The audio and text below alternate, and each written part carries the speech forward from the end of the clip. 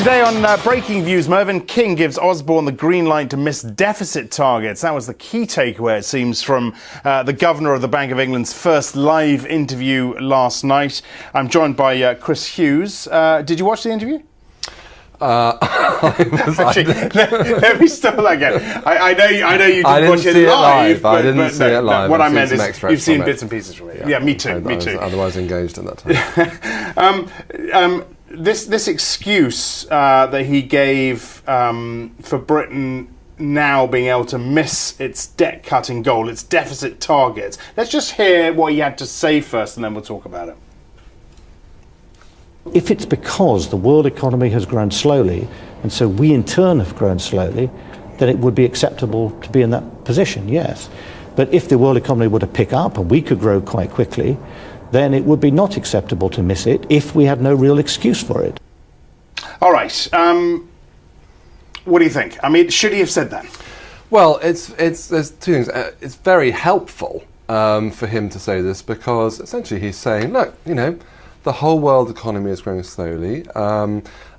He's kind of sort of ignoring the debate about whether the UK government's economic policy is perhaps partly to blame for the slow growth in the UK. Yep. I mean, clearly, there's no doubt that the UK is being affected by the problems in the Eurozone, and everyone is really puzzling about why the global recovery is just so tepid. But he's focusing entirely on the outside factors. Now, look, he's entitled to his view. There is still a question about whether the Governor of the Bank of England, whose remit is really monetary policy, whether he ought to be commenting quite so publicly on essentially fiscal matters.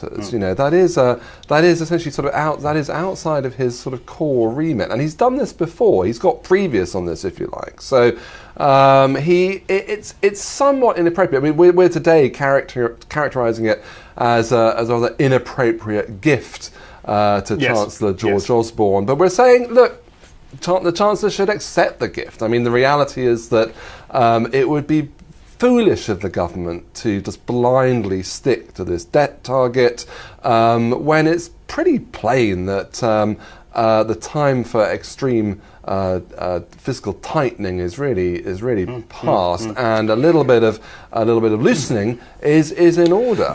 We've got another soundbite, and this is him. I mean, you talk about these external factors, and he put a lot down to that, and he's talking about the context and the unexpected developments. This is what he had to say. The crisis in the euro area became very much worse, and that damaged our economy because it reduced the demand for our exports to Europe, and the euro area and the countries around them count for around half of our exports. And actually our banks are quite exposed to the euro area. They've lent a lot of money to people in the euro area. No guarantee as well, he said, Chris, that the Eurozone will be able to stay together. That was quite a bold thing to say.